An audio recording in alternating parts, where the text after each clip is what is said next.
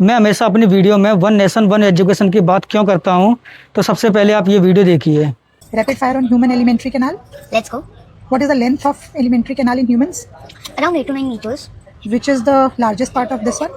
Small intestine. It is around 6 meters. Then why this is called small intestine? Because its diameter is small. Video देख के आपको पता चल ही गया होगा कि इस बच्ची का जो स्कूलिंग का लेवल है वो कितना हाई होगा, और जिन क्वेश्चन का आंसर दे रही है तो उसकी तो मैं बात ही नहीं कर रहा हूँ। कितने कॉन्फिडेंस से आंसर दे रही है, उसकी फ्लुएंसी कितनी अच्छी है। इसके अपोजिट आप इस बच्चे की वीडियो देखिए। किस क्लास में तुम पढ़ते हो, नाम बताओ।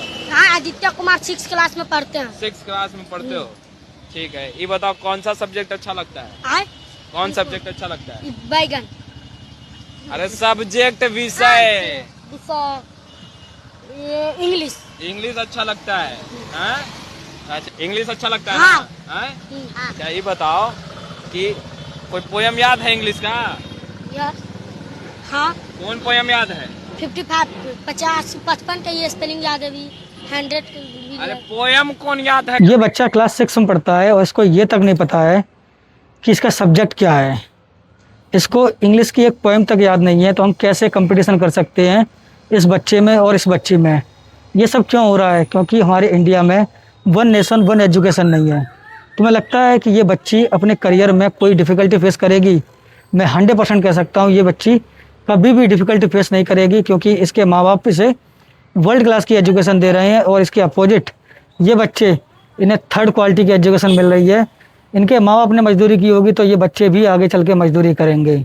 तो मेरी लड़ाई हमेशा वन नेशन वन एजुकेशन के लिए है कि एक ही इंडिया में रह के क्या फ़र्क पड़ता है कि किसी के पास पैसे हैं, किसी के पास पैसे नहीं हैं। कम से कम ये गवर्नमेंट सभी को इक्वल एजुकेशन तो दे सकती है, चाहे वो गरीब का बेटा हो या अमीर का बेटा हो। इंडिया में देखो किस तरीके से क्या हालत है स्कूलों की, कि बाहर बच्चों के लिए क्लासरूम तक नहीं है, टॉयलेट तक नहीं है। 1 लाख स्कूलों में सिर्फ एक टीचर है, कई स्कूलों में, कई हज़ार स्कूलों में टॉयलेट तक नहीं है लड़कियों के लिए, कई स्कूलों में लाइट तक नहीं है, कई स्कूलों में गर्मियों में बच्चे पढ़ते हैं, और जो क्वालिटी ऑफ एजुकेशन है उसकी तो बात ही छोड़ो।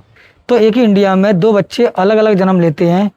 एक बच्चा जो राज करता है अच्छी एजुकेशन लेके, वो जो चाहे वो अचीव कर सकता है, लग्जरी लाइफ जी सकता है, और एक बच्चा जैसे एजुकेशन नहीं मिलती है, उसके पास स्किल अच्छी होने के बावजूद वो हमेशा मजदूरी करेगा। तो मेरी प्राइम मिनिस्टर मोदी जी से यही अपील है कि इंडिया में one nation one education policy लागू होनी चाहिए और हर बच्चे का अधिकार है कि उसे वर्ल्ड क्लास एजुकेशन मिले।